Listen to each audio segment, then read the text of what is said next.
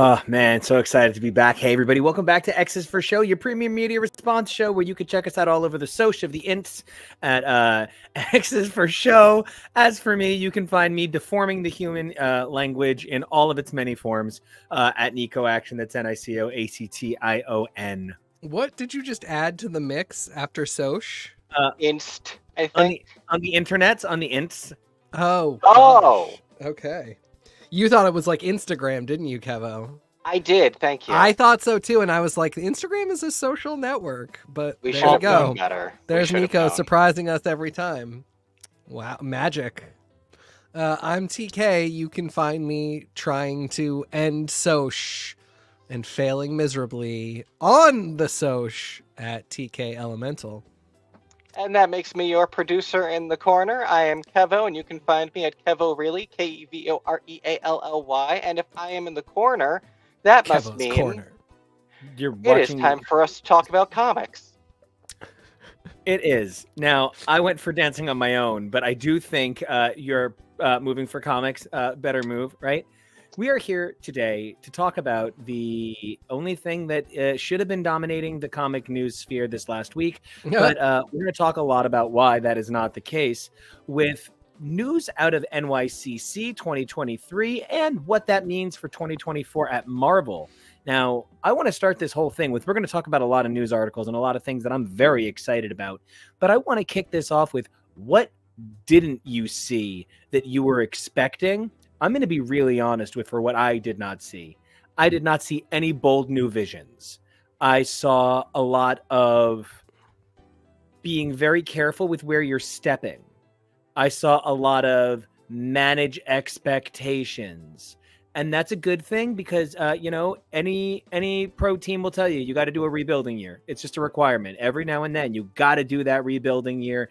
And I think 2024 has got to be that rebuilding year for Marvel. First thing Marvel's got to do is they've got to publicly kill a bunch of books. I did not see anything get killed this year at NYCC. This was a lot of talking about the stuff that's coming. Like, when you make a meal out of the year-long end of Krakoa, You're talking about a lot of stuff, though. We actually don't kill books anymore.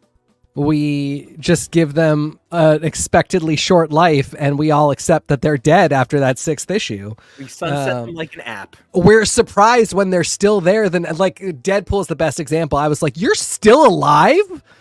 10 issues? That's insane. Nobody gets that. Also, if you're getting 10, why aren't you getting 12?"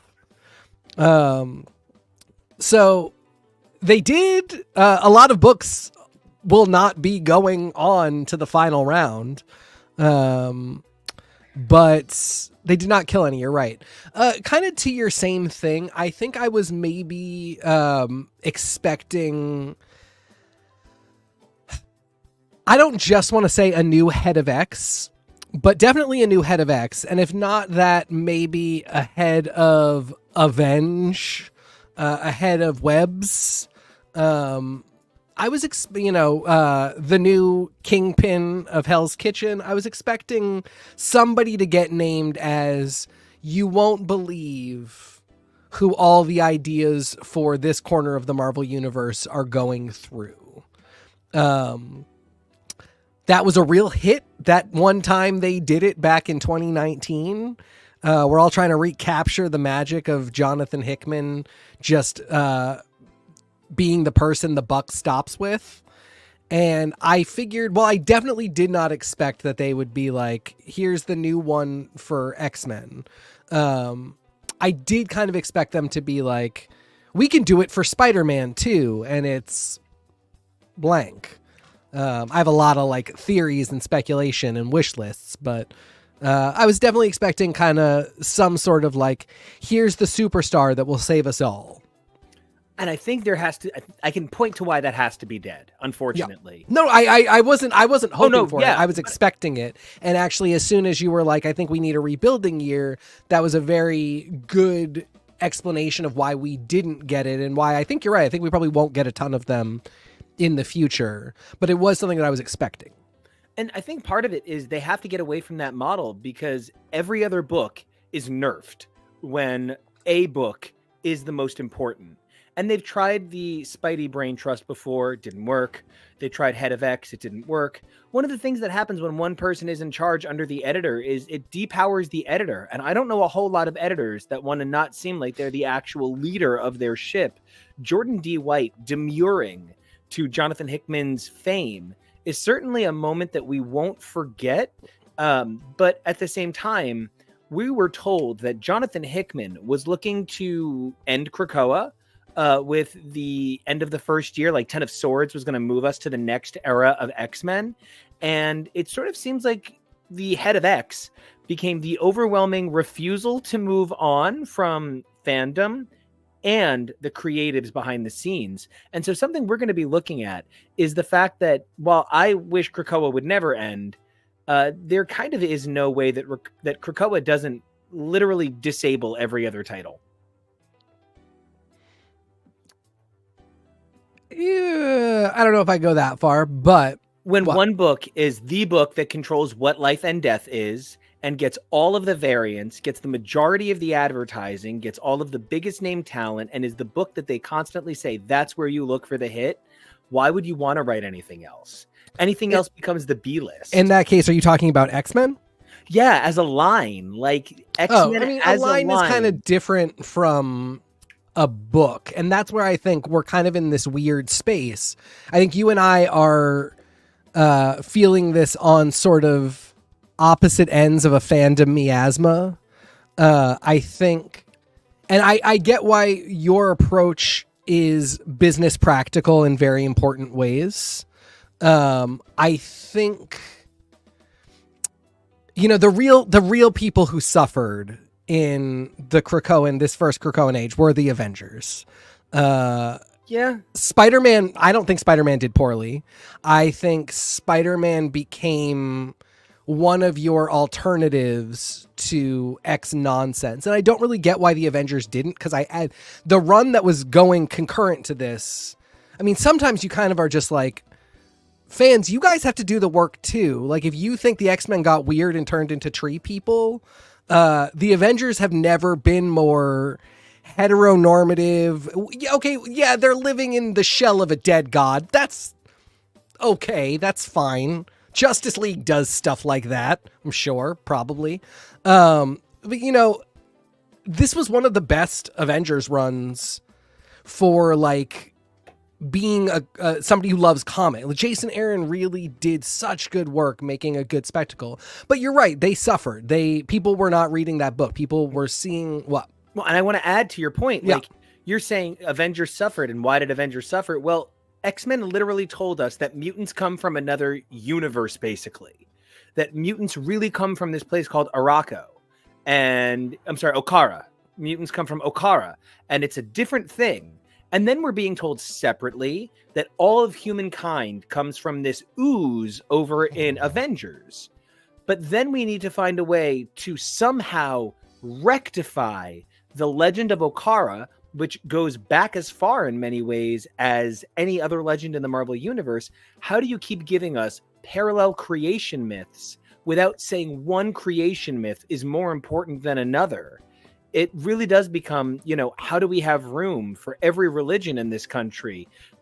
Well, I guess we don't know more religions. And like, we wind up in this situation where it's like every book is trying to, I really feel what you're feeling. I think when you say we're coming at it from opposite sides, we're kind of a clap coming for the air, right? And the air is really, and I hate to say it this way, but the air is really all that's left in some of these titles. It is just like burning steam at this point. It is not real fuel. And that is some of my concern. So I think this is a great time to do the segue. Yeah. I think it's here. The segue is now. The Age of Marvels is now. So we've built this out into a then, now, future sort of situation. And I want to start with this, you know, this image that we had put together. This is two things that I can't believe that we're looking at. The Age of the House of X and, you know, Powers of 10 was a genius visionary saying, hey, here's what I think we can do to completely reimagine the X-Men. And now we have what we have, which is cool. But that guy has gone over to the Ultimate Universe and was like, hey, you know what we haven't tried doing before? Ultimate Spider-Man. No one's ever thought of this. I've decided that we could build a line of books around a realistic Tony Stark. What if Brian Hitch was drawing him? I think we could also throw in the X-Men, and the one thing I will say, and we're going to get into it in a second, but I just want to say kudos this time for not whitewashing the shit out of a launch line point, whether it is the brilliance of having Peach Momoko do the interiors of a book, or it is the exquisite decision to have Black Panther in the initial lineup. The Ultimate Universe does have some things going for it. It's just the sort of things that we were saying should have been in a universe in 2002. And in 2024, you are not getting an A+ for doing a B+ job on 2002's homework. So, sorry. No, I really, I think that is the best way of putting it.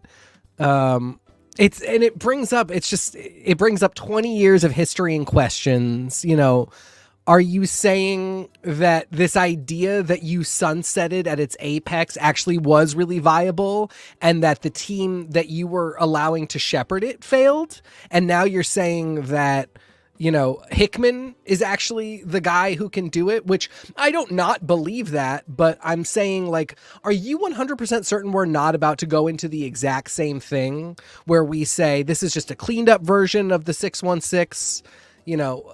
And that's the thing, is in part they're rebooting the Ultimate Universe, but they're not telling us what the value proposition is other than hot names, even hotter ideas. I love that. Hot names, even hotter ideas, because that's currently how they're proposing it. They're currently like, Ultimate Universe, look at these creators, and we promise whatever's inside is even better than their names. Just, you gotta trust us, it's gonna be good. But they're definitely not saying we're doing it again. We're re-streamlining. And I think I'll give them credit that that's smart, because that was a lie and that failed. That was a failed lie. Which I didn't even care about. At a certain point, I was just like, of course, it's comics. We forgave you for the fact that this was never going to be simple before the Ultimate X-Men even came out. So I'm not really expecting it now. But I do think when they shut it down, I was like, well, yeah, because it's just the same stuff over again. So now what is it? And I guess actually, as another example, I sort of thought for all the fanfare of bringing this thing back, to not say what the point is. Because then why just are we not doing Elseworlds? Why are we not just doing all of them? And, you know, there's a lot to be said for exactly what you're saying. Why are we not just doing Elseworlds? And I want to just sort of tighten the scope onto exactly where I think our intersection hits. Yeah. When I think about what I said earlier, you know, it's something that I occasionally have to hear from my friends and my loved ones. I get very focused and driven to be number one. It doesn't matter if you like it. I need you to just take this shit down in writing. You know, I need to be number one. I'm just going to do the whole Nelly, Joe Perry song. What does it take to be number one? 2 is not a winner, and 3 nobody remembers. No, but if you need to be number one, everybody else needs to be number 2. And so for John Hickman to be head of X and dictate other people's story potential occasionally hinders the ability of a universe to thrive. But what if the universe is focus point? What if the universe is an insular idea that focuses on reiterations of classic ideas? Well, all of a sudden, I have what sounds to me like the pitch for House of X and Powers of 10, but instead, it's moved to a fresh universe where everything is open to exploration. And something that needs to be reminded is the rules of the Marvel Universe at large, the Marvel Macroverse, still apply to this Marvel Ultimate Universe in as far as, I don't care who this Peter Parker is. If he's wearing that suit and does a good thing, he is part of the Spider-Verse. He's connected to the Spider Totem. And that's the sort of thing where I think Hickman, maybe as a leader, was not as victorious as he was as a creator at his time in X-Men. And, I can give his leadership a B plus while giving his creativity an A and not feel that that's a strike against him. And I think this particular 2 images that I asked Kevo to make the cover really reflect that idea point for me emotionally. I also just want to comment for a second, just while you're formulating all of your responses. This image that is the House of Fall of the House of X image, that Jean and Emma are paralleled, that Scott and Cable are paralleled, and then that Xavier and Juggernaut are visually paralleled. The idea that Logan and Rogue exist in this parallel visually, Omega Red and Penance, 2 creatures with like whippy things that can't help that they eat your life force. Like, this image, while perhaps leaves me a little, this is Mark Brooks doing X-Men is the AI of the comic universe. While that is the case, I just think this was designed with some expert thought. Yeah. It's so tough. Like, this actually is a exciting image to me in a lot of ways. It just is missing so much from the smorgasbord that we have been told is available at all times on Krakoa. That's a little tough, that we see no Generation X, that we see no New Mutants. Hey, we see Penance. That's Generation X. That's true. We do see Penance. And I'm only saying it because look, the one. And we see Sync. I mean, so, there's little bits of everything. Yes, Tori, listening via headphones and living for this background music. Nico killing it with the X-Men title theme as our score for today. Can't say enough good things about Nico's amazing music. Anytime you hear us... Available on SoundCloud now. Thank you. Anytime you hear us listening to awesome tunes on this show, it's always Nico, so... And just while we're here real quick, if you like Fall of the House of X, you're definitely going to want to check out tomorrow's episode. Rise of Mike Flanagan and Fall of the House of Usher. It's really the rise of my Mike Flanagan boner. But it's I have the cover ready, so... It's oh my god, I can't wait to do this episode tomorrow. My soul's on fire. So if you like the Fall of the House of X, you might just like the Fall of the House of Usher as well. But yeah, I mean, so it really is a fantastic image. I have learned to stop reading into them because those are also lies. 10 of Swords. X Baby Havoc never showed up, guys. I bought in for X Baby Havoc and the Lobsters, and you didn't give me X Baby Havoc or the Lobsters. So this whole exercise since 2020 has been for naught. And I got to be honest, when I said to you, a certain Sayreville, denizen, I don't know, he no longer lives here, but Fabian Nicieza has been announced to be writing a new Cable series. Yes. And by his own, that social media site that should, fold in on itself, announcement, it has 2 different Cables in it, and one of them is in this image, and I never would have believed that Cable was coming back just because he's in this image, because I don't think that I'm going to see Rogue in my favorite Savage Land outfit anytime soon, but mama, I swear to God, bench press me in that thing. Well, I mean, Cable is around now, so that wasn't a huge surprise to me. The fact that he is in his full shoulder padded glory, I guess. Oh, I mean, young Cable is up in the left. He's next to Juggernaut on the left. Oh, look at him there. And that's why I didn't believe that he was going to be in it, because exactly what you said, these are all lies. And so when the announcements, because Magneto is next to him, and Magneto's not coming back till January. So well, I mean, it seems that this image is meant to be taken for January. And I did sort of think we were pulling in earlier, but that's fine. Slow burn and all that. So yeah, I don't know. I mean,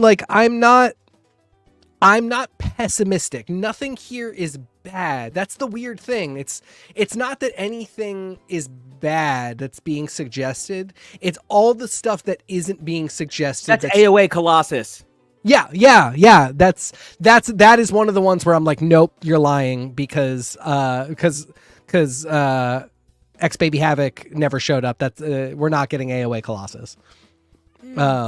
Kill this one, get that one. This one's killed his kitty. I don't want that either. It's the same kitty. She just got a stupid haircut, but Peach Momoko gave her the haircut, so I forgive it. That reminds me that Tori asked, what's Peach working on? Obsessed. We're gonna get to it very soon. Cool. Ultimate Just wanted to X-Men. make sure I put it up there. Yeah. We're definitely gonna hit that one. But yeah, so I mean, nothing. I love all these characters. Seeing Sam back in the pilot's clothing is great. That very extreme X-Men 24 look. Yeah. But you know, I love that Omega Red has been used as a force for good. I have no problem with that. There's a lot here that I like. It's just all the other stuff that I'm whatabouting, and maybe I could have done without Firestar. If I want to say one actual negative thing, she could have gone. And I also but I would Lisa Left Eye Lopez a mansion if we get Storm in that goddamn Jim Lee outfit, just to celebrate through the night and dance around it like a pagan fire ritual. That Storm. Do you really love that Jim Lee Storm so much? No, but what I really hate is this transitionary Storm look that appears in some books and not others. Sometimes she looks very mohawky, and sometimes she just looks like she's having a rough hair day. And one of the things that I really want to see them have an opportunity to get to is a more natural look for Storm. I know a lot of women of color who say, whether they are Black women or not, but say that I would love to see Storm have a much more natural hair look.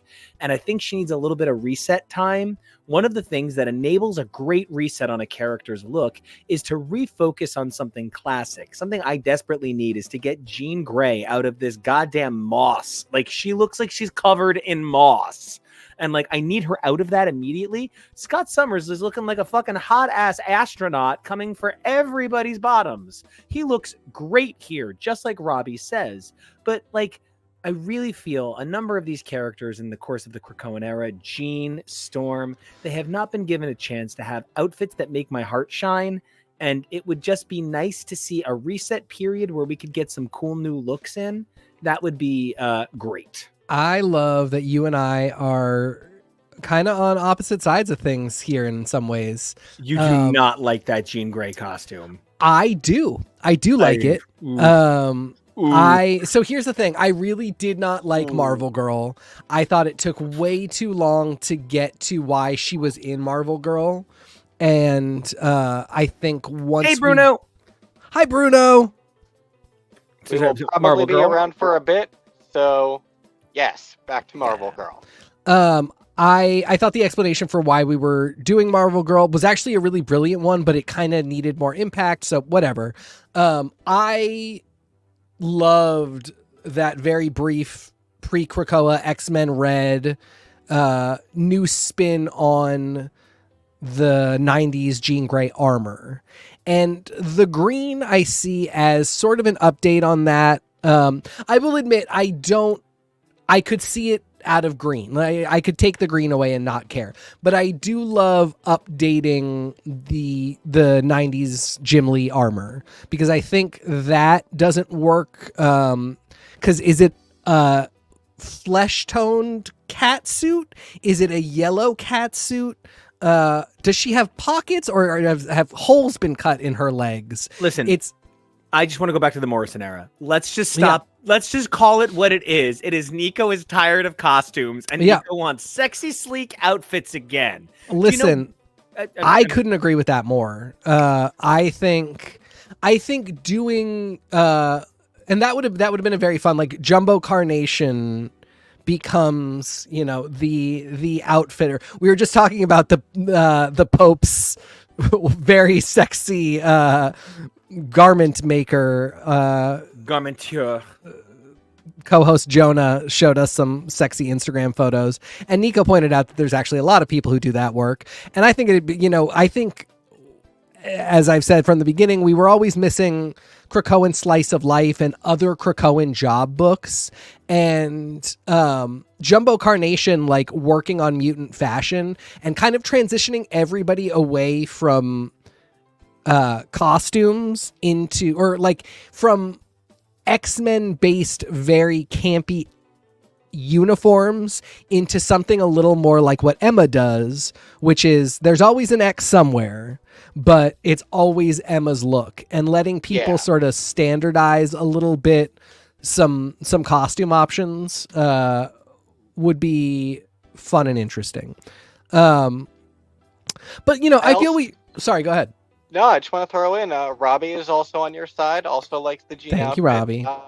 I like it too, you know. Is it my very favorite Jean outfit I've ever seen? I don't know about that, but I really like it, and I feel like it is very much in Jean's style. Yeah. And when you compared it to Emma, that really sold me on it, where Emma has, you know, this basic style that she evolves and uses in different ways. Sometimes it's a little slutty, sometimes it's business casual, but it's very Emma, and I think this looks very Jean. There's always a... Sorry, go. Robbie, you've got a lot of opinions. If you want to get in on this, just message me and we'll put you on screen.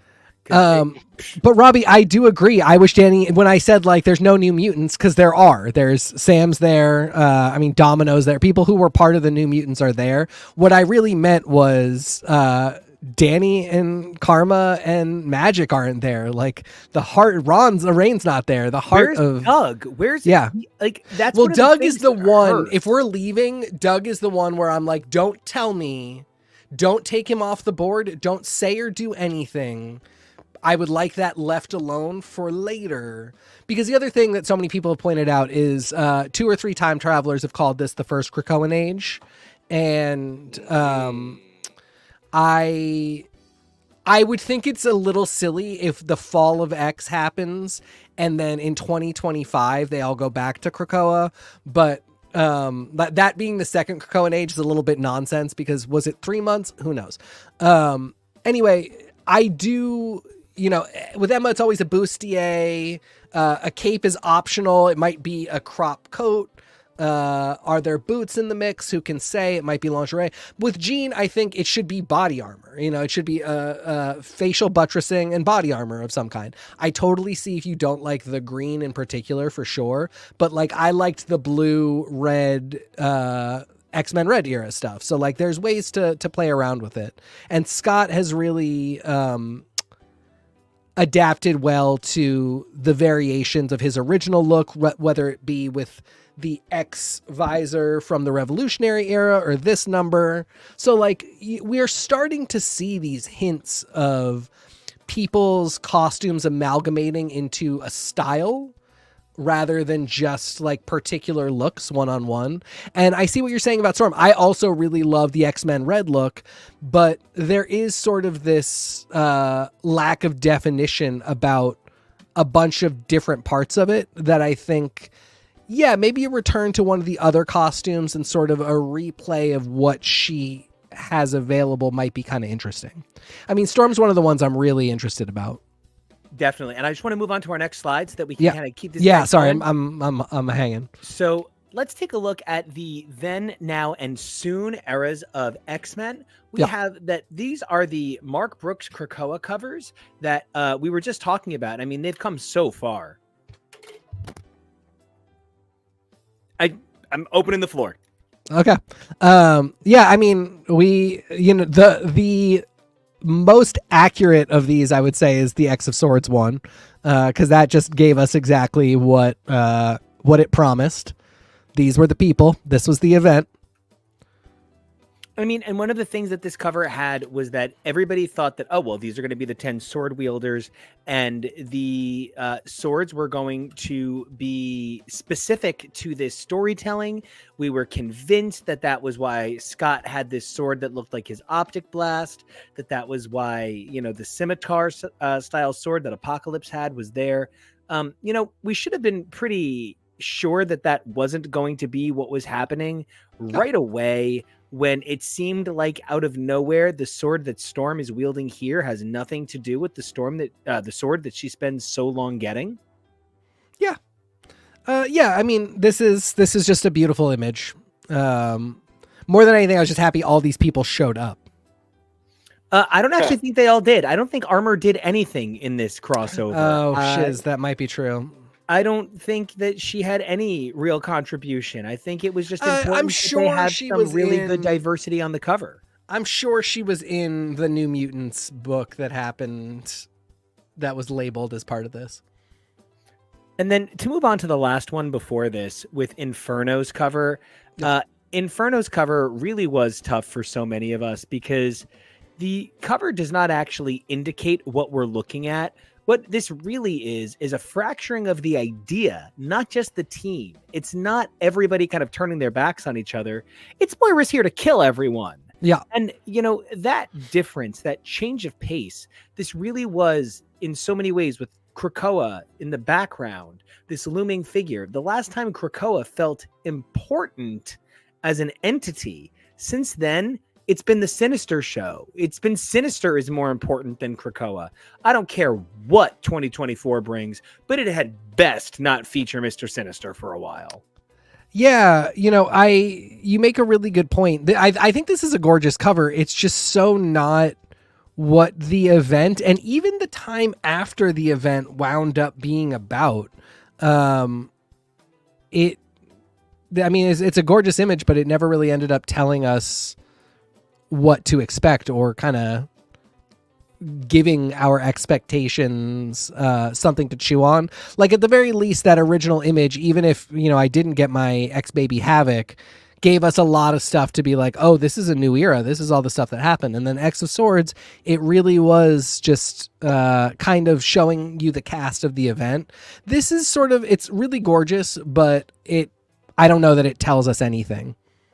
No, and it has such weird focus on characters in ways that has nothing to do with Inferno. Yeah. There's really only 3 characters that matter in all of Inferno, and they are Moira, Xavier, and Banshee. And the only reason I'm going to say that Banshee matters is because Banshee's sacrifice is disturbing. Well, that doesn't come till X Lives. Oh, you're right. That's X Lives, X Deaths. But then, Bay is here. And I'm like, what is Bay doing here? What does she actually contribute to the story? What does a character like Sebastian Shaw or Kate Pride offer to Inferno, which is so devoid of the denizens of Krakoa, but rather focuses on the struggle of the Quiet Council's inner workings? Yeah, the 3 people that really matter are Moira, Charles and Eric as one unit.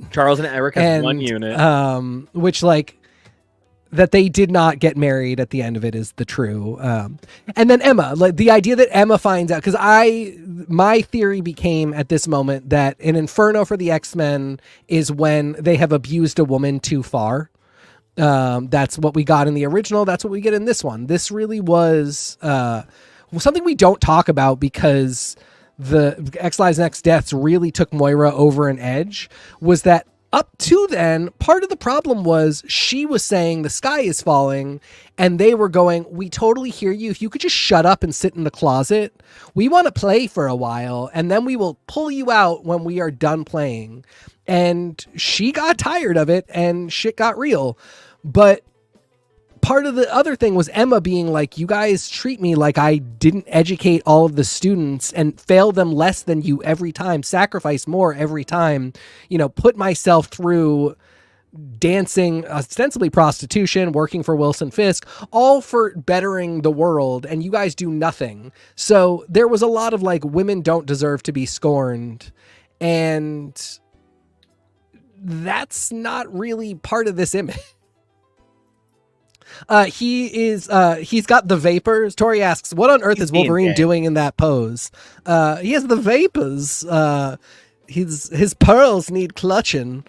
He is just plum tuckered. Yeah. Being super unconscious alongside Jean and Kurt. At least he's in good company. This was a real turning point for my X-Men fandom, and I kind of knew that we were never going back to the best moments of Krakoa. And then Sins of Sinister, really, talk about an SOS.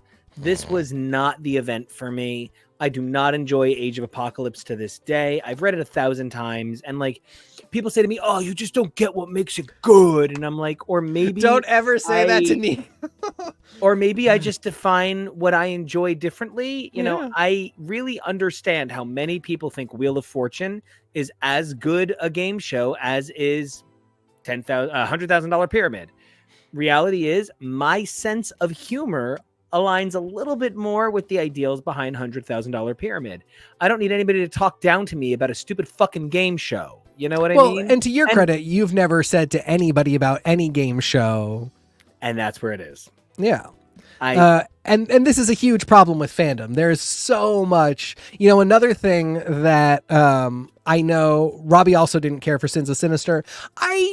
I did not care for what we got and how we got it. Well, sorry, I didn't care for how we got what we got. I think, I had to go back for this show and read all of Heroes Reborn, the 2020 Heroes Reborn. Is that when it came out? It's sort of like in that weird post-COVID. Yeah. year. Yeah. It was in the middle of this Jason Aaron's phenomenal Avengers run, which I sing the praises of. We take a break and do a bunch of Heroes Reborn. And I think the break there was a mistake as well, but I also wasn't experiencing it in real time, so I don't know. But I actually really enjoyed a lot of the alternate universe and what they did. And I felt the same thing about Sins of Sinister. I wouldn't have made it such a big focus. I wouldn't have tried to make it such a fulcrum for main plot stuff. Coming off the heels of Judgment Day, it was weird. There was a lot there that just didn't work for me in terms of its placement in the stars. But I did think really cool, really fun writing, really interesting ideas. I love Age of Apocalypse. I recognize, as you should if you're ever telling anybody that it's good and they just don't get it, that it is actually not that good. It's really interesting and cool if you're 6 years old, have just figured out who the X-Men are, and then suddenly Marvel completely changes the game and tells you everything is totally different. That's a super cool thing I was older than 6. I was maybe 8. But that's not great writing book for book. And I've read every single issue of it many times, and there's a lot of not great writing in there. Something you and I also agree on, although we had different experiences of it, is that the cartoon isn't very good. I loved it, again, when I was 6. It's how I got into the show. I arranged this. You're right, exactly. Which, again, available on SoundCloud. But we have often opted not to cover the cartoon or references to the cartoon. We haven't really talked that much about X-Men 97 because it actually isn't that good, and there's actually not that much to say. There's a lot more to say about your personal relationship to it and how that affects your fandom than there is to say about the show at all. And I think ultimately that's what happens here with Sins of Sinister, is there's a lot to say about what it made fandom, your personal fandom or fandom at large, think about what we knew about the X-Men, what we could consider a chimera, what a Dominion is. But I don't know that there's a ton to talk about issue to issue. Right. Well, and I'm really experiencing that in a big way right now. I am humbled by how hard reading in trade is benefiting my experience right now. Yeah. Reading Sins of Sinister weekly was a nightmare. Yeah, it was a slog. And, one of the things about it is if we would zoom out and move over to our next thing, I actually think I am going to be reading the rise and fall of X in that form. Now, rise and fall of the House and Powers. This is going to be masterminded by Jerry Duggan and Kieran Gillen. And something that's really interesting about this being by those two men is they're technically not the two most prolific creators in this era. That, I guess, distinction, because I really wouldn't call it an honor, only because his work has been so often moved to the sidelines, is Ben Percy. Yep. Ben Percy has had at least one, if not two books running for the majority of the Krakoan era. And it was really an experience to kind of come to realize everything he does with Wolverine means nothing to the bigger picture, because these guys aren't writing Wolverine in the bigger picture, and they control the bigger picture. So whatever Ben Percy does with Logan, it's just secondary. And that's tough. And, just Tori, we had the exact same experience. We tried rewatching it. It just didn't work. I'm sexually described as Logan sexual. Somebody says the word bub and I snicked up. You know what I mean? For those listening, Tori commented, I remember loving the X-Men cartoon, and I rewatched it as an adult and could not understand what Tiny Tori liked about it. I might have just been bi for Rogue and Gambit, which is pretty much absolutely true. I think we all learned a lot about sex and sexuality and romance from Rogue and Gambit on the X-Men cartoon. But like Nico said, we rewatched it as an adult. I hadn't watched it as a kid, so I didn't have as much attachment. I was more a Spider-Man the Animated Series kind of guy. Radioactive spider blood, it's spider blood. Hey, can I actually make a weird rubber band? That ridiculous theme song was written and performed by Joe Perry from Aerosmith. Yeah. Don't matter if you like it. Take this shit down in writing. Wait, so Aerosmith and U2 both worked on Spider-Man music. Dashboard Confession. Wild. Well, that Indicated. I'm not counting that. I'm selfish. I am wrong. A hero can save us. And then it became Imagine Dragons. Anyway, wow, what a great moment for our show. truly, we did it. We did it, Joe. So it's also wild that we're doing this and then everybody's leaving. Duggan's leaving, Gillen's leaving. Wait, have they confirmed they're leaving after this era? Yeah. I think the only person who has not confirmed, maybe he has, is Percy. But yeah, everybody's leaving. Which makes total sense. It's actually really weird to me that I'm seeing so many people in my sphere of fandom complaining about the books and then also being like, I can't believe this person is leaving. It's even like nobody complains about Al Ewing's books, of course, but they are complaining about Ewing leaving. And to me, I'm not complaining because I feel like part of the problem is I see that eye roll. No matter how good Ewing stuff is, if the whole is not cohesive, if all of the books aren't doing some kind of working together, it sort of takes away from the greatness. And anyway, I think it's what if you read Immortal Thor #1 and did not read this as, by the way, this is my cosign on leaving X-Men Red. Yeah. You didn't read the same #1. If you did not see Utgard Thor as the next 10 years of this man's career, you have deeply misunderstood Al Ewing's desire to write a story forever. And I'm very curious if he ever said, or, because I don't know what the politics are. Are you not to say like, hey, hire me? Was he ever considered?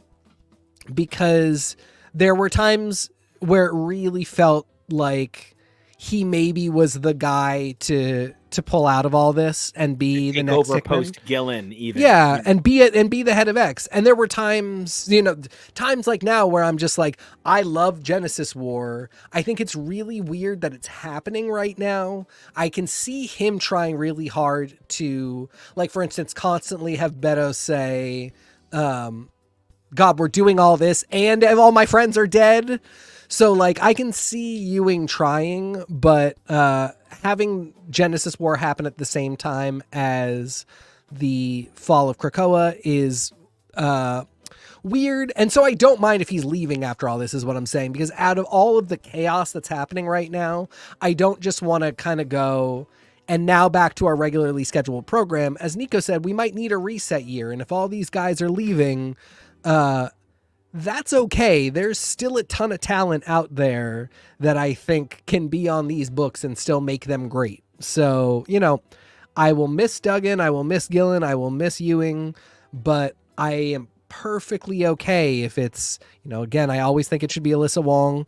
I love Jason Lowe. I would love to see Leah Williams and Teenie Howard back. If these become the names that are doing the consistent long-term writing on X books, taking over for, Duggan and Gillen and Ewing, I'll be okay with that. And I think you should be too. I actually have a nightmare pitch, and I only wish that there were 7 billion people listening to me say this. Yeah. I hope that they say, all right, let's just do the thing. Kurt Busiek gets 1 year on Uncanny X-Men. Oh, God. With covers by Alex Ross. Garth Ennis does a year on X-Force, and it's absolutely the fucking nightmare problematic shit show I wish it couldn't be, but it is destined to be. Gosh, let's put somebody ridiculous on something. Let's have Claremont be forced to write the X Factor Investigations team by Peter David just to see his soul squirm. Yes. let's have like Pete Milligan come on and write a Phoenix book. Let's have exactly what Mark Millar said would save the comics industry. Let's have 1 year where all the biggest names come out and do X books, and let it be weird and ugly and stupid and dumb and great and beautiful and spectacular and full of incredible ideas. And then after a year, the experiment is over and you have to figure out what to do, because what we have had a huge problem with is the Krakoas of the X universe are so heralded because the motion, the movement between big ideas is so small, right? It's new X-Men, and then it's kind of not a big idea until the Krakoan age, with the exception of the Decimation, which is sort of like, wait, hold on, rewind. There's no new X-Men. Chill out, bro. So I think what I really want is, if all of these names are leaving, fine. You know what? Give us a chance to have an exciting refresh. Oh, wow. This was this wacky year, and now all of a sudden we come back, and it's cool to be a little bit Krakoan. It's cool to be a little bit Greymalkin. It's cool to be a little bit Excalibur Lighthouse. And that would be cool. But whatever this rebuilding year, Tom Brevoort really be ready to bring it, because he is going to have more eyes watching him than in a long time on an X-Men editor, because so many editors have demurred from that spotlight. Now, footnote, Steve Fox, you came in as the queer voice that isn't Steve Orlando. If you're going to be Steve Famous Noun, I think it is really hard to be the second Steve Famous Noun working as a queer writer on the same characters in the same corner of the same universe. This is a real Darren's on Bewitched situation. My dicking God. So I have no interest in this dead X-Men book, because I kind of can't imagine what a dead X-Men book in the Krakoan era is. I'm excited to be shocked. I'm excited to be surprised. I'm excited to have my mind blown and see Steve Fox, who is really one of the most talented writers running around the X offices right now, shine. But why was this saved for right after Comic-Con? Why was this a post-NYCC announcement? And here we come to another huge issue in all of this. God, it's my whole life now is Fall of the House of Usher. And I look around this entire world and I am Madeline Usher going, get your shit together. What the hell is wrong with you? I have just wanted to be Cheryl and Theo Crane for the last 5 years.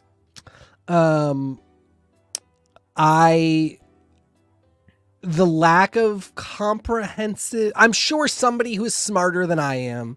Oh, Tori says they should let us each write a book based on the teams we made for TK that one time. Yes, our last year's Christmas episode with the X-Men draft, still evergreen content, people. Some of the Bringing up the link. Kevin's going to have the link. And in the meantime, I'm going to monologue about the fact that Tori, who, if you make Tori talk about the X-Men for 5 minutes, will say, I don't know anything about the X-Men. This is going to be a bad take. And then we'll give you the most brilliant observational take on the X-Men in question that you have heard in 20 years. Tori came up with the greatest X-Men team, had the best ideas for what to do with them. It was absolutely wild. It was a Polish sausage competition, and she was rated top #1 kielbasa. It was Truly, it was a moment. Yeah. But everybody else, do not get me wrong, everybody else's were really good too. I just think it's always so funny. That was like I was like, I almost feel bad making Tori do this because I know she doesn't know the X-Men.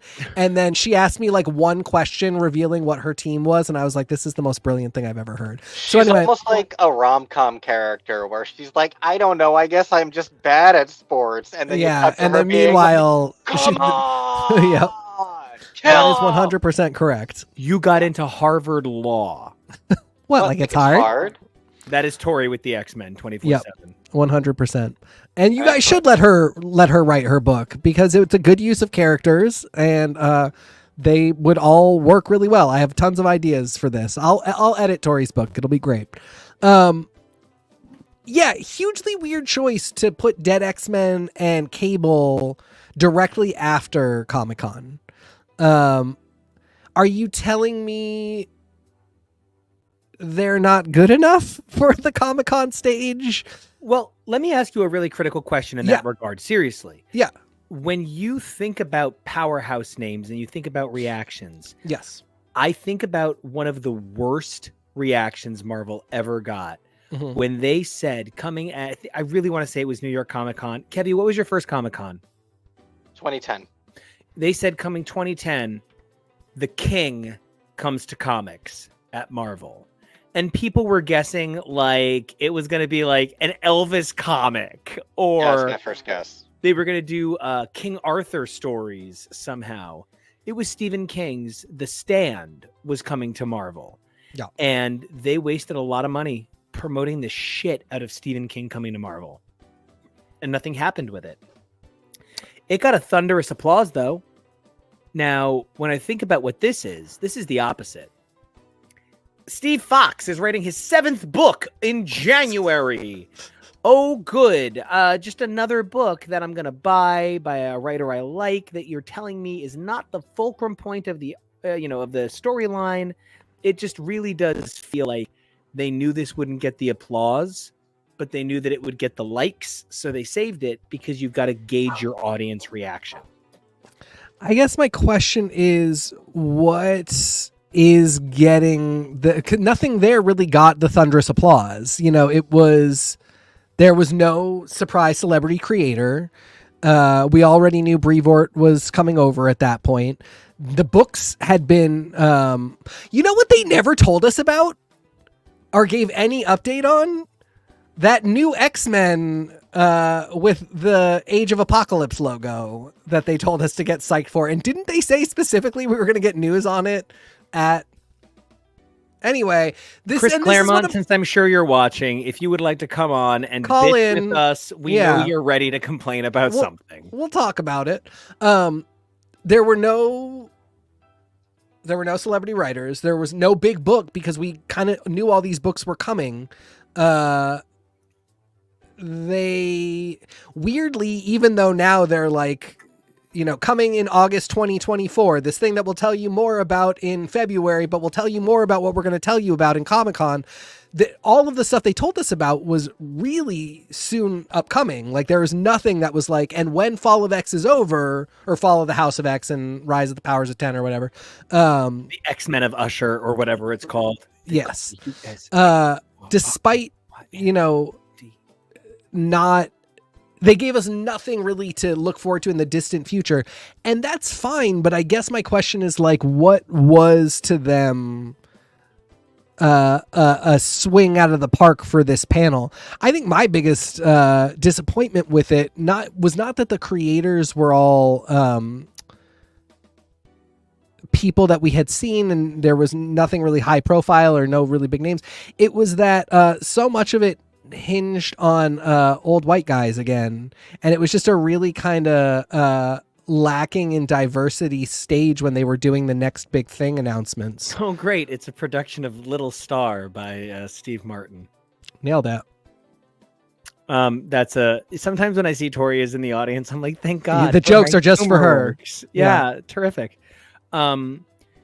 Tori points out how much Marvel may have changed their announcements based on the strike is an important thing to consider because, they really had to create synergy across the comics line and the TV line and the movie lines a number of years ago. And so much of the programming that the comics have been able to pull off that has synergized with the movies and TV series is because they haven't been moved. But everything's been moved in the last year. So it really does feel sometimes like I see, a new Captain Marvel comic is coming. And I'm like, it must have been that the movie was originally going to come out that month. Yeah. And, it really is a bummer. All said and done, I kind of am ready to say goodbye to X-Men for a little bit. To be totally honest with everybody, I am entering my DC era. I'm just going to read a bunch of John Constantine and Green Lantern and not worry about what's going on with the X-Men for a couple of months. I'll catch up in May, maybe June, but I have queued up quite literally every goddamn John Constantine comic ever.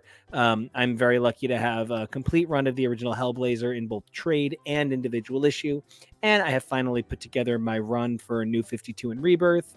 And I think I'm just going to find another magical asylum for a while, because X-Men really does not feel like something that 2024 is going to be a good year for. Yeah, I think I basically agree. I will probably not go away because I can't, because if something amazing happens, I can't miss it. You're going to say I won't read Green Lantern or John Constantine. Realistically, I'm not going to read Green Lantern. I'll read that Morrison run, but it's very good. Yeah. Yeah, I mean, I expect to read a lot of this, if not weekly, then probably not waiting for the trade specifically, but more waiting until that 4th issue is out and then reading all 4 of them at once, because it's all just 4-issue minis, isn't it? Yeah, I mean, it's so weird. We're coming at this so low energy, but like, I don't think any of it is bad on paper. Like, I don't think any of the issues are going to be bad. And there's not a lot of it read it. Right. And there's a lot of it that, you know, the best example I can think of is Genesis War. I think Ewing is doing some really phenomenal work there. I think Ewing is the first person to really, not first person, but the first writer in a while, and one of very few white male writers who knows how to write Storm as a goddess, but not put her on a pedestal of a bunch of white people who want to say that they respect black people. And you can tell that we do, because we think Storm is perfect and untouchable. That's not fun. People of color don't want stories in which characters that they like and relate to are untouchable. They want stories in which they're badasses that overcome challenges. And I think Ewing has actually really managed to give Storm some serious challenges that I'm enjoying reading. But I do know that she's going right from this into a very nebulous, she's going with a lot of momentum straight into a fog. And that's a little bit tougher to get into. I believe within the fog, she'll have fun, cool adventures, and I'll be excited to read them. But I just am not so sure what to do with all of this. And I also really follow the House of X and Rise of the Powers of 10, branding wise. This feels like a really weak brand exercise.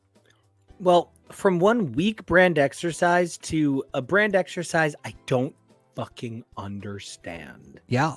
To our next slide, I am bonkers banana pants, not sure what is going on at the Avengers office. Good God, I think they are putting just as much energy behind Avengers Twilight that they did behind Avengers #1. And they keep being like, oh, Avengers Twilight, a possible future by Chip Zdarsky, limited series with exquisite art. They're putting just as much energy behind this thing as they did behind a #1 that was supposed to be like a major universe point. I think they will never, ever meet the energy that New Avengers brought, selling event numbers monthly for 2 years. And so Judgment Day, kind of not really a thing. Where are the Eternals? Avengers Assemble, kind of not really a thing. Where is the All Rider? Where is Avenger Prime? Where is Mephisto? Where is the Doom Above All Dooms? Nowhere. Avengers, sure, I would believe this is the event, but they've actually already told us that Will Moss will be taking over the Avengers line sometime in 2024 with the termination of Avengers Unlimited's current arc, which is going to run some 26 weekly issues, brought to us by the same guy who did Avengers Beyond, All Out Avengers, and Falcon and Winter Soldier, and Cap and Iron Man. It's United, not Unlimited. Oh, thank you, United. And This is Derek Landy. Yeah. I just don't understand what Marvel wants me to think about the Avengers anymore. Do you guys just want me to think that this is like an also ran? The number of reboots is getting hard to keep up with, and I don't know what that's reflective of, but I walked away thinking Avengers Twilight, this little mini series, is going to be more important than the entirety of the Avengers slate coming out of the office this year. like I said, I love that Aaron run. I think the only problem with that Aaron run is where was everybody else? Where was the promotional team? Where was the marketing? Where was the voice saying this is, because what I think about the Aaron run is that it was made for people who were MCU fans to pick up an Avengers comic and see something recognizably MCU Avengers. Every big name hero. But that had all of the craziness of comics and could really, like, literally took you on like a catalog journey of what exists in the comics that basically can't ever exist in the MCU, that you're never really going to see like that.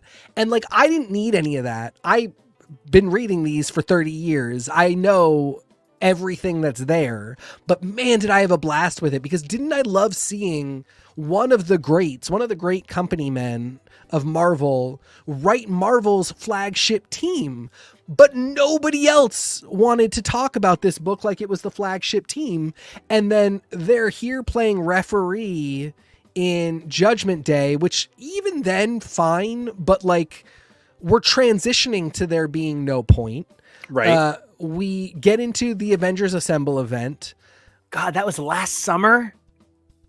Yeah, it wasn't even last summer. It was like, it ended later than that because you were here when we were reading the last few issues. Like, this is like after January that we were reading the last few issues when you were up here. Wow. And just like the Avengers Assemble event would have been a little tough to read if you hadn't read the rest of Avengers, but actually not as bad as some Marvel events. But again, no promotion, no like, this is the final word. And this gave us so much of that Hickmanian, what the Avengers are is actually woven into the fabric of the multiverse. Here's some interesting spins on what that would mean. We got characters out of it that could come back. I don't even mind that the next immediate series didn't pull off from that. I actually can see why we had to do that. But I just don't know what the point was if we're not making a single reference to it, if we're not pulling anything from it. What are you squinting at? What the fuck is Moondragon doing in this image? That's not Moondragon. That is Yep, nope, that's the Iron Fist from of the 1 million BC. Yeah. Yeah. I just finished that first 6 issues of the McKay run. I think it's fantastic. I think he created a really cool set of villains, a really cool thing in the Impossible City. The team works great together. This is a really good Avengers run. I don't understand the point of it if it's just going to end in 6 more issues. And again, McKay is a really great company man too. Like, consistently will show up and write you a Marvel book to Marvel spec on Marvel timelines, and gets the characters. He is not always blowing my mind in the way that some people do, but I don't always need that. I don't know what I'm taking away from this book if I know that it's ending after 12 issues. I don't really know what's coming next. The only thing that's buying me a ton of goodwill on Twilight is that it's Zdarsky.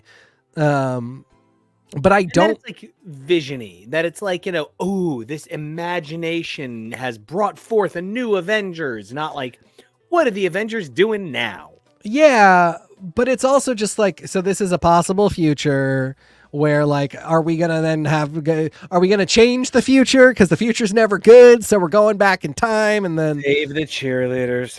Yeah, exactly.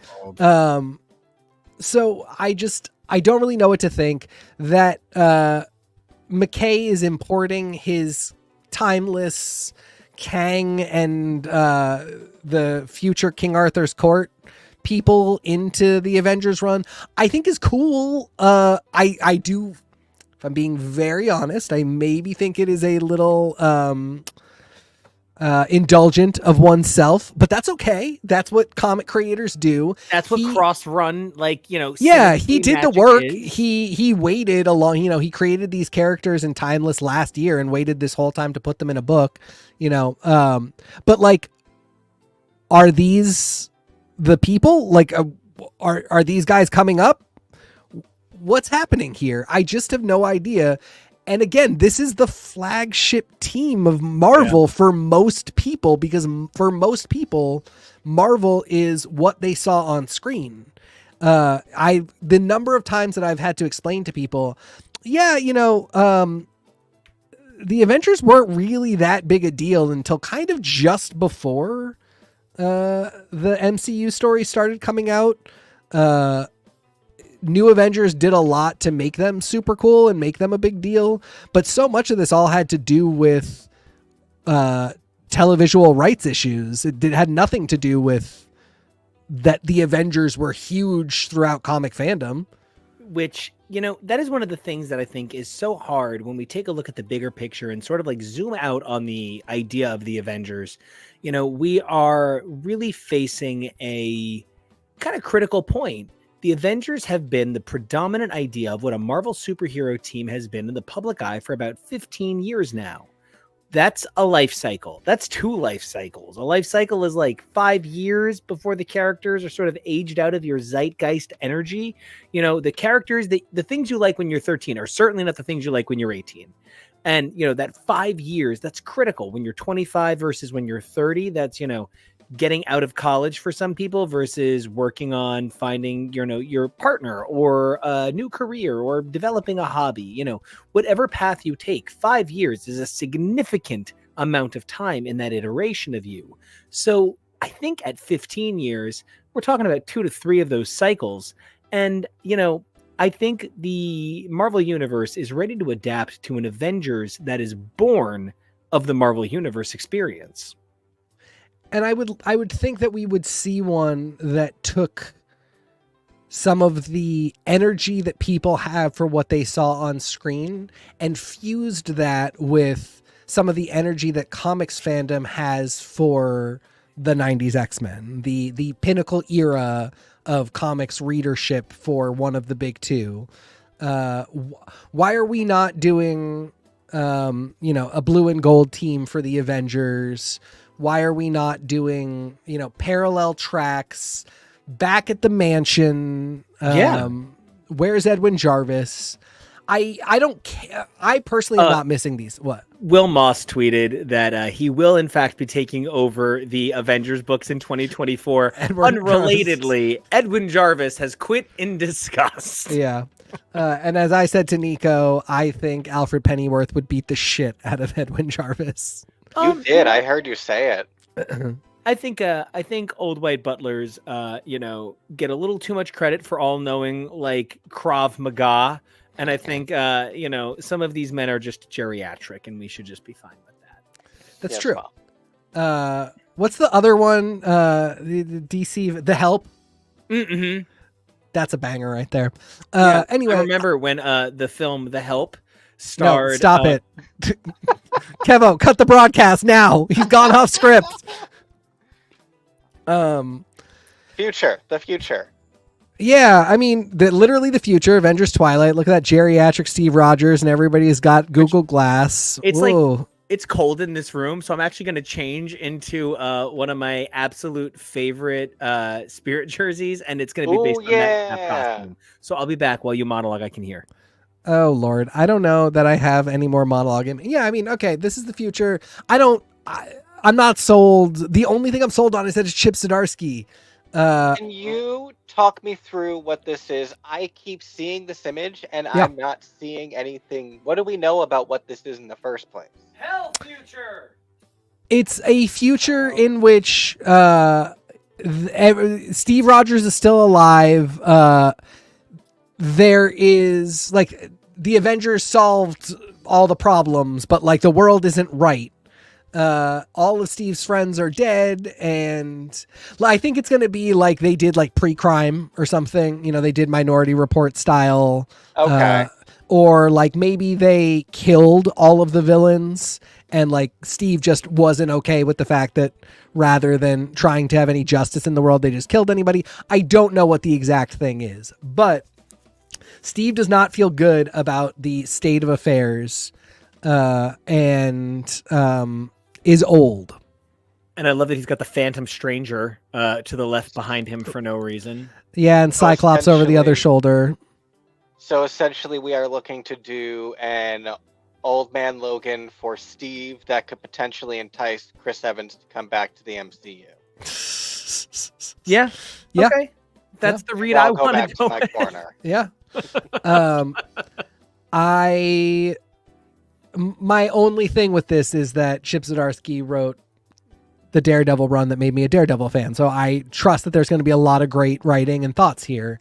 I don't trust that Marvel is going to back him up. Truly. I don't trust that this is a play for a future. This is not Olivia Crane's Forever Home. Just now that you understand. Still not relevant. Still, yeah, 100% true. And then there's these guys. His bag of dicks up here. There is this. I know they have another name. I just keep calling them the Knights of the Round Table because that's what they are. Essentially. I think one of the things that we are facing with the age of the boutique run, and we talk about the boutique run, really the identity of the boutique run began with guys like Alan Moore and Neil Gaiman carving their niche over in DC. And then the idea of what run makes you a rock star, that has really been such a current. And then once you get your rock star moment, whether it's Vita Ayala or it's someone like Kieran Gillen, who was significant, prolific, and noticed in communities, and even as a lower voice, a lower ranking voice in the totemic structure of the big two. Once they were recognized as creators, you could see the change in the sales of their independent titles. Chip Zdarsky actually is the opposite. Anybody who isn't aware, Chip Zdarsky actually drew Sex Criminals. So when the guy came to Daredevil, he was literally the best-selling artist in comics and just decided to start writing books for Marvel. So it's one of those backwards stories. I'm sure it's a much more consistent paycheck. Right. Man, Sex Criminals, that book was something else when it started. I'm going to miss this era of Avengers. I'm going to miss the last era of Avengers just as much. Yeah. I hope that the next era of Avengers has the same desire to connect with a fan base. That's something that I think this last era of X-Men had no interest in doing. This last era of X-Men only was interested in making existing fans feel at home. I feel like the last few eras of the Avengers were looking to create new fans. I hope this new era, which probably should be a little bit more driven toward the classic Avengers fan, please, for the sake of the very cranky classic Avengers fans out there. But I'm going to miss this era. It was a really cool time to discover new characters like Echo, or for many people, this was an opportunity to really get a hold this last couple of years of who Black Panther is in the Marvel universe, as opposed to who Black Panther is in the Marvel Cinematic Universe. A chance to re-understand characters that you thought you knew, like Tony and Thor, and a chance to fix characters like Carol, who was the hot property for a while and was treated like such and found herself in terrible stories over and over again. I'm going to miss this era, but it is time, unfortunately, to move forward from this era of Avengers, I think, for the sake of comic sales. I will miss the Aaron era. I think maybe now we're in the Avengers quiet reset year. And this is sort of my concern for the X-Men, is like Marvel can't actually do a quiet reset year. Because of all the announcements that they feel like have to happen, because of all the machinations that go about. I would really like to know what is coming up after Avengers Twilight. I guess I don't need to, whatever. I like this McKay run. I think it is a really solid run. And I guess it's not even so much that I'd like to know what's coming next or that this is the era I'll really miss. It's more that I don't really understand why 6 months ago I was really being convinced that this is the guy to take over for Aaron. This is the run to take over for Aaron's run, which was prolific at the time, by the way. It got a number of issues that are very uncommon to get nowadays. This one only getting 12 kind of already getting other stuff announced on top of it. It didn't get any really, that nothing was spoken of about it during Comic-Con at all. It still has 6 issues left, I think. Let's hope, because I'm waiting for the day where they're like, yeah, it's just not selling the way we thought. 9 through 12 are going to be a graphic novel. Bye. Sure. Yeah. So yeah, I mean, I can't say that I'll like miss this era, but I thought it was a great run, and I just sort of felt like I wasn't watching, you know, the people fight about how to construct the ship they're expecting me to board. That's what I got. I get it. Now, to take a look at the next era of Marvel that we got to kind of try and appreciate. Oh, gosh. You know, I'm really excited for the future of the Ultimate Universe, because what it became toward its end was unfortunately the echo of a single moment. This is something we talked about a lot in our classic MC2 coverage, but something that happens is when you say, oh, here's an AU, it's an AU at that moment. Everything that comes after it changes it. And something that we saw happen dramatically is as the Ultimate Universe saw its rise, it created a sort of like a power vortex.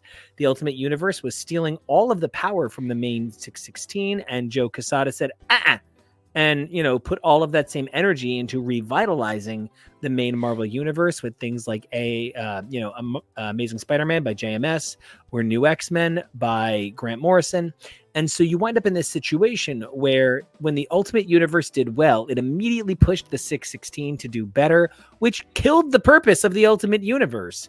And so the Ultimate Universe was trying to dig itself out of an early grave from 2 years in, and it managed to go a strong 10, 12 years. But gosh, if anybody can maybe make sense out of this nonsense, it's going to be John Hickman and people like Peach Momoko who have the vision for this. But I don't know. I think there's a lot of mean-spiritedness in trying to pitch a universe like the Ultimate Universe in the year that it seems like the 616 needs a reset. I would not be surprised if this reset and this Ultimate Universe led us to another Secret Wars style situation. Yeah, I'm not sure if they're just trying to queue up for a Secret Wars that hits around the time of Secret Wars. Unfortunate. Unfortunate on your soch, people. We'll be talking about it. Yeah, I would be really down for an Elseworlds, for the Ultimate Universe to be part of an initiative to do a bunch of these, just to establish the fact that, like, something that we all know is true, but I don't think is treated meta contextually or editorially with a sort of level of certitude, is that there are parallel running universes in which everything is happening for those people too, in which they are having their own crossover events. All that happens is that we go when we want to from the 616 to be like, oh, this thing that we need is there. Aaron's run did a really good job of being like, yeah, they're all enmeshed in what's going on with the Avengers. But as soon as we left Aaron's run and we left that Avengers team, all the universes that they went to essentially faded out of existence. And I think it would be really interesting to do some work to be like, no, like, obviously we can only follow one at a time for the most part, but these are all in existence. Stuff is always happening there. And here's how we can remind you that Marvel is a multiverse, and that we know that as well, and that we pay attention to that. If this Ultimates run felt more like a piece of that, I would be interested. It's also tough because, oh man, so much of the original Ultimate Universe was so edgelordy. Millar really got gross with the Ultimates, except for what he was doing with Quicksilver and Scarlet Witch, which was beyond reproach and phenomenal writing and just a great couple, that those two. Just really the flowers in the attic story. Is that the incest one or is that the priest one? Yeah. Your Thornbirds is the priest one. Oh, thank you. Yeah, real flowers in the attic superhero shit, and we can save Thornbirds for another story. I reread the plot of Thornbirds recently. Horrible. Sorry. I believe you. A couple of Roderick and Madeline Usher, there's those two. And if you want to hear us talk more about that, that'll be tomorrow. Yeah, there was so much about the Ultimate Universe that was just, again, old white dudes being edgelords, being like, people like, fucked up stuff. And meanwhile, like, this is when I think people are really falling back in love with 616, because no, we actually don't like that. And so I like the crew that we're seeing work on these books, because I know we're not getting weird edgelords, but I don't know what we are getting. And I do have questions, but I also like, whatever, fine. We'll go with it. We're going to go with it. We'll see what happens. I so root for Peach Momoko. Of course I root for Hickman too. Well, and I just want to say that one of the things that this spread of images really conjures for me is actually like 90s, early 2000s iconography, the color blocking on Ultimate Universe in that blue, Ultimate Spider-Man in the red, Ultimate Black Panther in the purple, Ultimate X-Men in the gold, with this sense of unique stylization. Part of what drew me, right before I met you, I almost got into comics a little bit on my own, and I started by almost reading the Ultimates. Then I met you, and you were like, no. So I stopped reading Ultimates. Ow! But read Astonishing, read Runaways, read Good Things. And you gave me some stuff, and I've been on a journey. But part of what drew me into starting Ultimates was the uniformity of a lot of its trades, and seeing that there was like a structure that I could follow very easily. That was something that really drew me in. So I love you drawing attention to the stylization of these covers, because I think same thing. And especially these are such key properties that they are looking to invest in right now in so many ways, in so many different entertainment avenues. But it's like, by the time you two got together, even Ultimates had lost that. It was just another... Oh, I'm sure. Marvel imprint printing complicated books and minis and stupid events that made it impossible to know. And that's comics, baby. Like, I love that about comics. But Nico and I, in doing MC2, really went in depth about the mistakes and the hubris that people make thinking, I can fix her. Comics, she's just a wild girl and I can tame her. I can take all the ideas that you believe you have a right to read. No, I can use the Infinity Gems for good. Yeah. I mean, it's just, and I'm just so worried that's what we're doing. And my whole appeal for this time is like, please give me more information so I know you're not a garbage screw up. And it feels weird to say to a company worth millions of dollars. But I feel like I'm going to fall in love with Peach Momoko's Ultimate X-Men.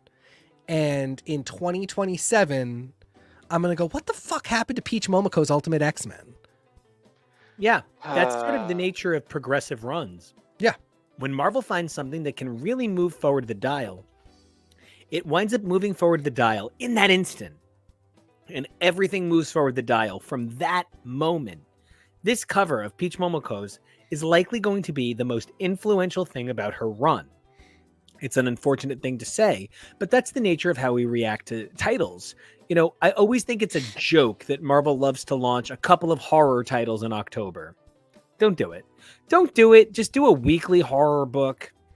Have it end in the first week in November. No one's buying it in January. Calm your ass down. And, well, A, stop it. I am. B, yes, the other stuff you're saying is true. I'm buying it too, but how many spine-tingling Spider-Mans can we see end in March with nothing horror about it anymore? That's one of the things that's... Funny you mentioned that. Well, because the new one is out this month, but I even think about spine-tingling Spider-Man, and number 1 is a horror book. Number 5 is a magical dreamscape. And that's in part because 5 months later is no longer Halloween. And, this big launch this cover with armor on it, this amazing cover that focuses on just Black Panther, on just Spider-Man. These three, I'm assuming that's armor because I don't know how many other characters have exactly Hisako's, power signature. Yeah, no, It's actually Kitty Pryde who has been eaten by Glob Herman. Oh, God bless. That's the sexy Jewish story I've been waiting for. Because they're both. Don't make a Gollum joke. I'll stop then. So, what if it's a Lord of the Rings Gollum? Is that okay? That is acceptable, just as long as you don't bring the chosen people into it. Well, he ate the hobbitses. The big thing that I focus on when I'm looking at these covers is the idea of the future that this could bring me, with the exception of the Ultimates. That cover bums me out. I hate Brian Hitch's Captain America. I do not like when Thor looks like he is wearing a Whitney Houston The Bodyguard light up cosplay. The pose doesn't help. It's everybody looks constipated. It's oh man. She's out. Yeah. Anyway, when it comes down to the Ultimate Universe, I don't have a whole lot of high expectations, but I do have a whole lot of hopes. I hope it can be better this time. I just don't expect it to be. And that has nothing to do with the people involved, but it has to do with how can you realistically have an iteration of the same universe running in simultane where you're saying the two things are as important. I recently saw somebody ask why it's difficult to work in an industry and be taken seriously as a journalist in that industry. Well, because you're always going to kind of be comparing anything to your own feelings for your own thing. We all have natural biases, and to pretend that we don't have natural biases actually makes us worse creators, worse for our ability to see our own mistakes. So if you're asking me, can this universe run parallel to the 616 in a succinct, meaningful way? Probably not. But I do hope for 4 really strong 12-issue volumes that move the dial forward on these characters. I'd even take 4 6 issues. That'd be great. I probably need 4 more 6-issue things to follow it then. I think if you said to me, meet me in the middle with my idea. We're clearly not going to do Marvel Multiverse. Nope. So if you said to me, we're not dumb. We're not going to try and redo the Ultimate Universe the way we did last time. We just want to remind you that it's there, that it has this inextricable relationship with 616. Here are 4 books, 6 issues each, that just, it's just our way of saying it's here. This is a sandbox we might play in sometimes. I could be into it. Man, I would have, if they had just done Ultimate 2099. I'm just saying. But from the Ultimate Universe, which I feel like this is their second time trying to get it right, something that they've tried too many times, the Infinity Gauntlet. Something that they've tried a foolish number of times, Pet Avengers. But something that they're finally doing right, when you say Jason Lowe and now Fuji and Pet Avengers, you've got Alligator Loki, you got Pizza Dog, you have, of course, Jeff the Land Shark and others in tow. This it's a gloss over. That's Goose. It is Goose. Thank you. Yeah. This really just feels like a fun, good time. Do I expect it to be anything really significant? No, but I love Jason Lowe, and I would love it if he could have a strong career at Marvel, even if it's as the offbeat guy doing these sorts of funny stories. I mean, he's about to do the Sentry too, so he's not. Yeah, he's not. Nobody's putting baby in a corner. No, but I don't know that the Sentry gets the same kind of attention that something like Infinity Pets does.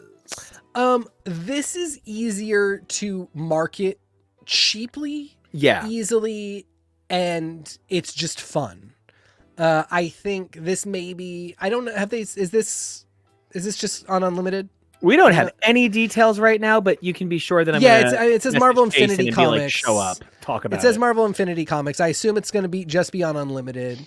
So, again, maybe my real critique with Marvel is that where is marketing? Where's marketing on anything? Marvel Unlimited exclusive. Yeah. So, I think this will be a really fun Infinity comic. As I tweeted to Jason Lowe, the only thing I'm upset about is that I am not the person writing this. I have a 20-page pitch document ready to go for Pet Avengers. I've got pet everyone. Did you know that there are animals called devils and they can be pets? Well, there are now, and Daredevil's got one.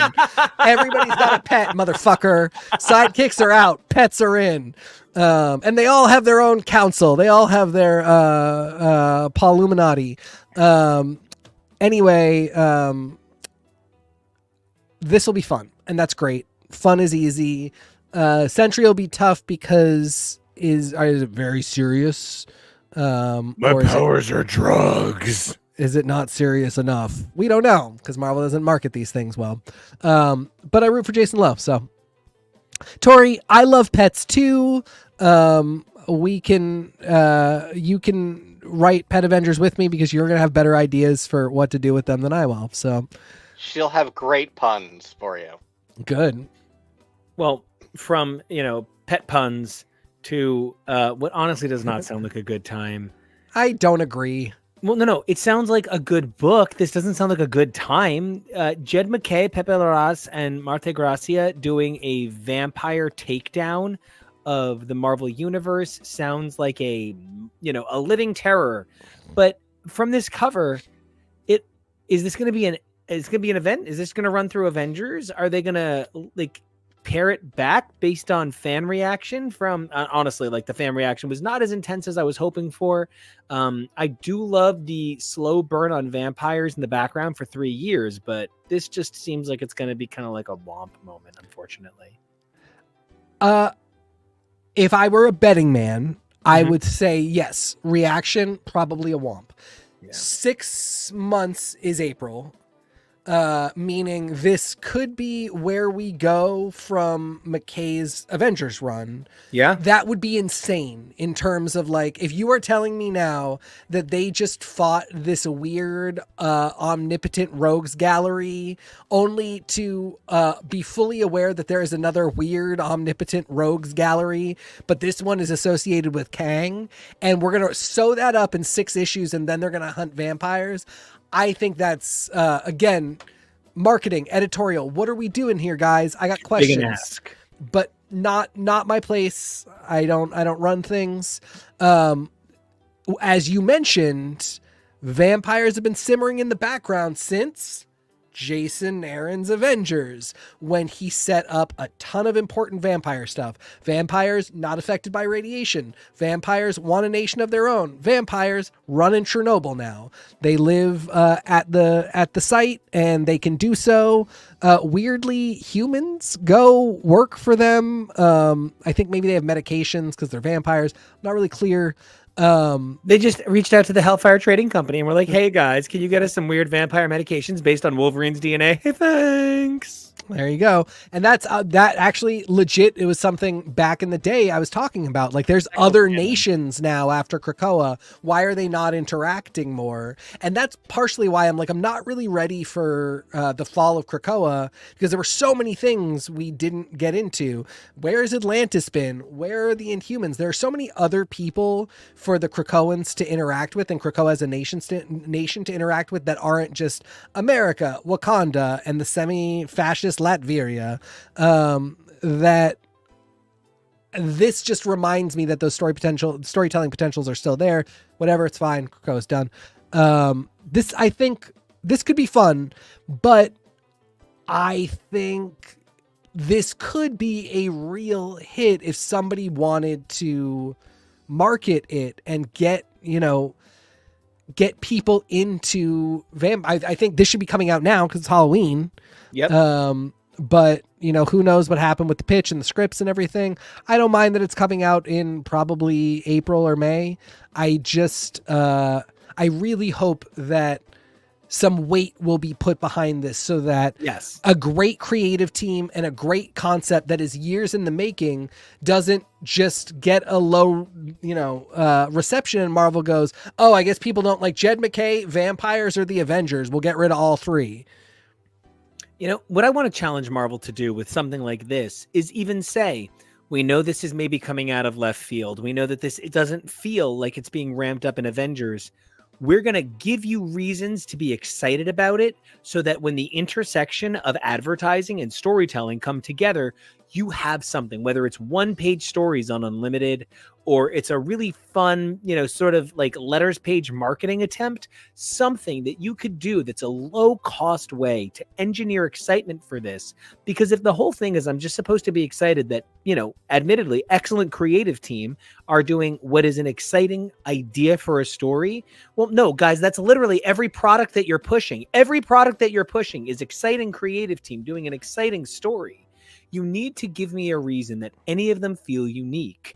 This just looks like a fighting version of the X-Men image that we started this whole thing with.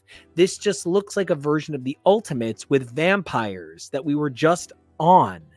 When you bring me something like Blood Hunt and you're trying to say to me, this is the future of the Marvel Universe, I need you to promise me either that it is the future of the Marvel Universe or that it is just stupid, silly fun. And that's what I was saying before. Just give the X-Men a year where you literally openly say, this is a year-long run. All of these books are done after 12 issues. They are totally canon. And whatever comes after this comes after this. But right now, I'm kind of concerned that I'm going to read Blood Hunt, and in 2 years, we're just going to reboot vampires all over again. But it's a funny mix of the two things that you're talking about here. Like I said, I think we might be in the era that you're talking about for Avengers. So it is a twofold thing, because I think this might just be the fun story for them. But then the question is, what do you do after? And so when you're talking about doing the same thing for X-Men and that we maybe are about to enter that era for X-Men, my concern really becomes, so we're going to do, a rest year in 2024, but then what's happening with those stories? What are we doing here? Because I think we're in a bit of a rest era for Avengers. And now I'm seeing a great story that could be just fun, but is also a little bit consequential. And it's consequential from stuff that is 4 or 5 years old at this point. So what are we doing here, guys? Does this matter? Are we pulling the vampires out of Chernobyl after this and now they're just vampires again? Oh, well, you keep asking about Chernobyl. Hey, what about Sevalith? And that gets me to Elseworlds again. Interdimensional vampires are literally a major part of the X-Men universe right now. Where were they just mentioned? Well, I mean, Daken showed up, so not Daken. The one I don't like. I'm so gay, but also I'm Iraqi. What's his name? Solemn, right. Yeah. Oh, God, his name. No, the Sevilithi vampire just showed up in something. I thought you mentioned it to me. Maybe it was Jake. Screw it. I'll be thinking forever.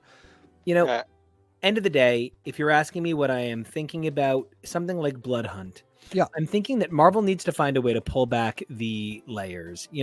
One of the things that I did to get ready for this John Constantine reread that I'm doing is I really went in and I looked up the dates on things, and I remembered Scott Snyder, it might have been, or it might have been somebody like Ray Fawkes. I don't remember exactly, but they said, oh no, we knew that when the first New 52 came out, we were already working on Rebirth. We knew that this wasn't going to be the case when the first issue hit stands. And that times out with John Hickman knew that he was already leaving the X-Men when the first issue for House of X hit stands. And that meant that all of those interviews he gave where he said, this is the first part of a 3 to 5 part saga. And he knew he was leaving in the middle of the first part in some ways. I'm forced to sort of say, if you could stop lying about the importance of everything, and if you could just let some stuff be stuff, I would rather tell people that I'm 6'1.5" than say that I'm 6'1". And when somebody who's 6'1" is like, you're shorter than me, that's awkward. So just say Blood Hunt's going to be good and it's going to sell 78,000 copies. Don't tell me this is the 1.3 million book that we've been waiting for since X-Force #1. And it just really does ask a lot of us as fans to constantly make us think that every event is going to be the event, and ask us to bear the burden of financially supporting the entire industry on our backs alone. That can't be what comics is anymore, especially in a world where so many people are making beautifully high quality art for free and only asking you to kickstart it once a year or Patreon it for a small amount, and you get septuple this. Like, really, the Magnus Archives as a free thing that, TK turned me on to this year. What an amazing thing to realize, the volume of things like that are all available free. It's an endless amount of art, and if you want more comics, you can get them anywhere. Marvel really needs to prove their value as more than an IP in this era. Yeah, I mean, I think you really got to the heart of it. It's two things. It is, first, that we got to stop doing these announcements. Marvel's next big thing. That should have been one or two things. That should have been an X-Men thing. Big thing. You can't have 7 big things. And then an Avengers thing. But Blood Hunt should just be fun. Blood Hunt is just this vampire story. And it is consequential insofar as it started, it's a big meta plot that is coming to fruition, but there has to be a way that can happen, and also it can just be fun.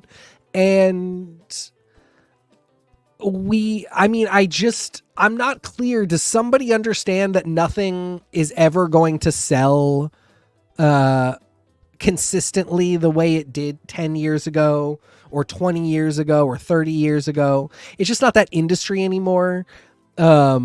Because it does feel like we go into all these events with just a little bit of so buy this and make this the one that sells, 250,000 to 500,000 copies. And it's going to need to sell that for all 6, because if it flags at all, let alone if it flags like they all do, and the last issue sells, less than 100,000 copies, then it's failed and we're canceling it, and it wasn't a good idea, and that creator is not good. I feel like a lot of this is kind of just going back to Marvel being the house of ideas, and the comics now being kind of the lab for the house of ideas, because we know that they're all going. They're going on to television, and they're going into the movies, and that's great. That's good money. Print it how you like. But if we are just reaching a point where these things really are only successful if they create an idea that can create a $1 billion film, then let's just stop doing the comics altogether and let all these writers turn these all into pitch documents and storyboards, and then we just won't do comics. That's fine. But if we are going to keep doing comics, then you have to be okay with a really good Jed McKay book maybe selling 25,000 copies, and those 25,000 people loving the book and telling other people to read it. And maybe it does great on Marvel Unlimited, 3 months later when it's available for free. But I don't think Blood Hunt is going to sell over 100,000 copies for however many issues it is. And I don't think that makes it a failure. I just don't know how to interact with an industry that won't tell me what makes it a success. Because a success is something that reverberates. Like you're saying, maybe these people will read this and hold on to Blood Hunt, and in 15 years, they're going to come up with something incredible. But remember that when X-Men came out, it was a failure. Yeah. Original X-Men was not a hit, and it was not a breakout success. Now, speaking of X-Men, Bruno Campos asks, I don't know if you guys covered this before, but did X-Men do or release anything special for the X-Men 60th anniversary? Barely. They really almost attempted not to, because this was not the year for it. They did a video. They did a live stream where they had a bunch of creators come and talk. Claremont was there. Oh, we watched it at your place. Yeah. Hickman was there. That's right. Morrison was there. The Simonsons were there. And it was very sweet and fun, and a really loving, nostalgic look at X-Men. but very little was announced out of that. Nothing was released. I think we were all expecting, I think we're still expecting a giant size to be announced of some kind, but however much that becomes a link to the 60th anniversary, I don't think we'll know. Unfortunately, as Nico said, it just really wasn't the year for it. There was no good way to do it. And they're celebrating the 50th anniversary of Wolverine in January with Wolverine covers, which I don't know. Are they trying to get me to go Tora? Like, is this meant to be like Wolverine and his connection to World War II? What are we doing? Oh no, I get it. It's like Tony. My bad. I'm trying to think of the 3 ways you'd spell Wolverine. Oh gosh, with the V and the W reversed for one of them. Logan, Laura, Akihiro. 3 ways to spell Wolverine. This was an hour and 45 minutes. That was actually a lot more positive than I thought it would be. It's funny. I actually thought it was more negative than I thought it would be. And I kept feeling really bad because we did specifically talk about, and not in I felt like I couldn't say, I'm very critical of these things, but I really do enjoy, reading them I sit on my couch and read them. And a lot of it I really like. It's the comfiest couch. It's a very comfy couch, and I love a lot of these creators. My problem really is just with marketing and editorial and the larger structures at play here. But even a weird time like this, there was so much of the decimation that I loved. I just hated that it was happening amidst this mandate that there be no New Mutants and that we really sunset the X-Men because we don't have the movie rights to them. But the people who did the work of writing them while they didn't have those things did phenomenal work. And same here. I don't think now is the right time to end Krakoa, but I don't think that Ewing's Genesis War is any worse for the fact that it's happening amidst that. It's tough. When you asked a 13-year-old Nico what was he going to do, I was going to be Chris Claremont's assistant, and I was going to write New Mutants under Chris Claremont until he trusted me to write Excalibur. And then if you asked 19-year-old Nico what was he going to do, he was going to masturbate and sign X-Men in his fluids with Grant Morrison in a bathroom in Scotland. And then if you asked Nico at 28 what was he going to do, he was just going to find a way to make it in comics. That was it. At 37, looking back at my X-Men fandom, seeing some of my amazing friends, it's so incredible that friends of mine now write these books. People I count as friends. That's what a feeling. Do I ever feel like I'm sad that I didn't get to write X-Men? Yeah, I think I'm sad that I didn't get to write the X-Men I wanted to write at 13. I think I'm sad that I didn't get to write the X-Men I wanted to write at 15. I think I'm sad that I didn't get to write the X-Men I wanted to write all of those times. But the thing that I am not sad about is that the X-Men are what they are without me. The Marvel Universe stands so beautifully, and anybody who loves this stuff loves it in a very personal way. You can't love something impersonally. You can like it, casually, but the idea of what the X-Men universe is and the Marvel universe at large is so connected to who we are as minorities and as people very often. And something that I feel very much about the state of X-Men right now is its uncertainty is born of the fact that more people have had a hand in shaping it than ever. That there are so many aspects of the X-Men universe that don't involve me really isn't a problem. If I do have a complaint, it's that the number of works of creators of color are so diminished in so many of these promotional images. While I am such a fan of the Steves, both queer Steves, hey boys, both Orlando and Fox, I really would love it if we saw more Victor Laval, dominate these conversations where, we're going to see him co-writing Wolverine for the Sabretooth War. But where is the quality of what we thought was going to be Sabretooth affecting the trajectory of Krakoa?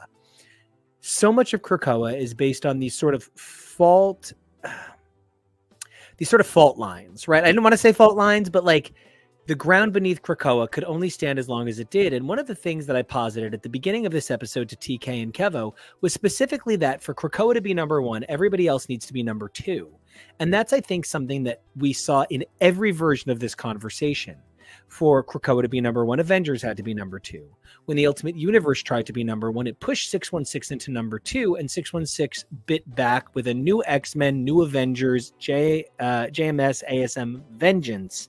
And I think with that in mind, I really do hope 2024 is a rebuilding year. I hope that all of the books in 2024 are judged with a very loving gaze, with a magnifying glass that allows us to see the situation is born of creators put in a position by a board of directors who insist that every book outsell the last.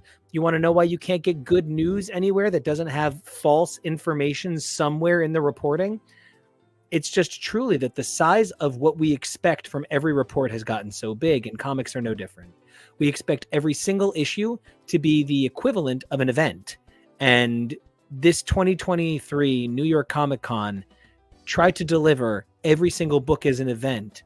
And when everything is at 125, 125 is just the new 100. You've turned it up too loud.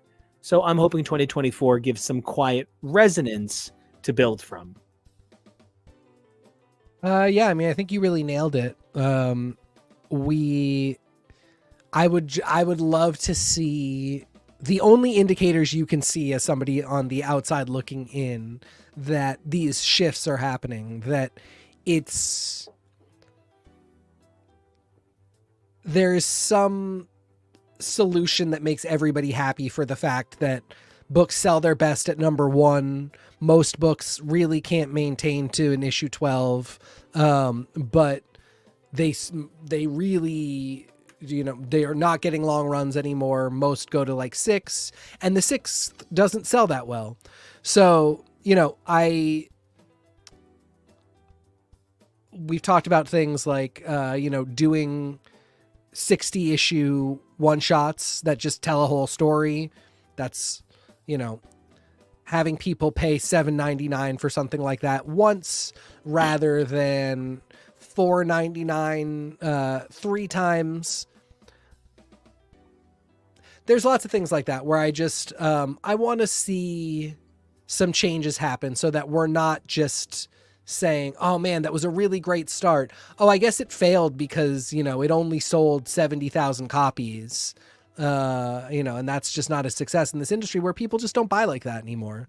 But there are a lot of things where I don't know, I just don't have the information. Nobody has the information on digital sales. Nobody has the information on reads on Marvel Unlimited. There's so much stuff that we don't know. And so trying to be a fan and somebody tangential to the industry that is a creative person that is also just trying to figure out how this all works and how we all can come together and support artists and creatives making good work.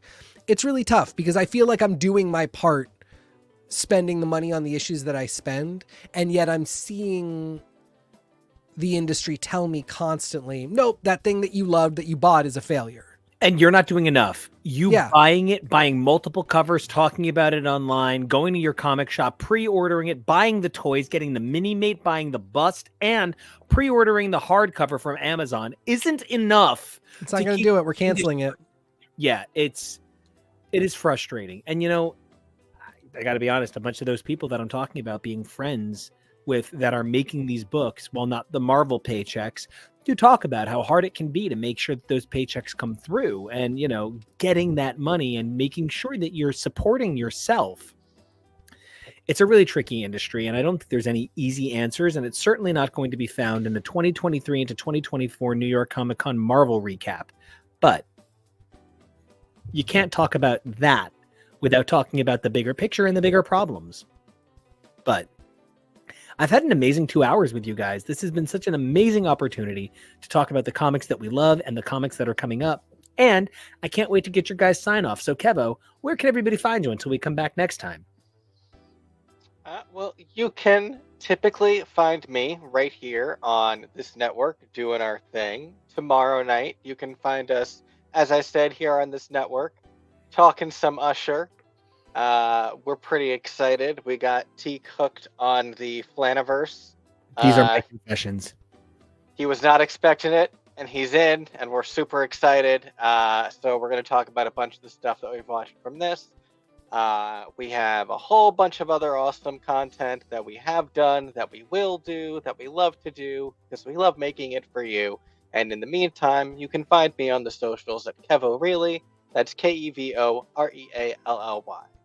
Teak, where can everybody find you, sir? You can find me at TK Elemental on all the social media platforms that you might desire to find me. And Nico, where can everybody find you? Well, you guys can, of course, find me all over this amazing network talking to our incredible cavalcade of viewers like Tasty Cake, Bruno Campos, Tori, Robbie, and more. Thank you all so much for joining the show. You can find me at Nico Action. That's NICOACTION. And you can find the show at X's for Show on all your social. But until we come back to talk about the fall of the House of Usher or come back to... I'm going to come back to this question. Okay, Bruno, I see you have a popular or unpopular debate. Name an X-Men universe character that got a transformation look in the last decade that became their main look beside Magic and Professor X. I mean, the Psylocke split. Like, Betsy and Conan as two separate women, and Betsy no longer being appropriative, I think is a definite, it's a stick. Who do we got? I mean, Akihiro as no longer as just Fang. Yep. Or I want to say Prodigy. Basically everybody from X Factor. Yeah. Well, what a great question to go out on. I've had such Yeah. an incredible 2 hours, such an amazing opportunity to be with you all, and I cannot wait to come back and talk about Usher tomorrow. So And then excited. our regular stuff on Sunday. And yeah, if you do like this X-Men mix, you can check it out over on SoundCloud, along with some of my other hits. And I cannot wait to bring you guys more music and more show here on X's for Show. Again, that's X's for Show on all your social. And we cannot wait to talk to you guys tomorrow. So until then, we got 3 things you guys need to do. Number 1, I need you guys to stay safe. It's so important. Number 2, you got to be brave. And number 3, in the process of doing those 2 things, remember to evolve daily. And we will see you guys next time.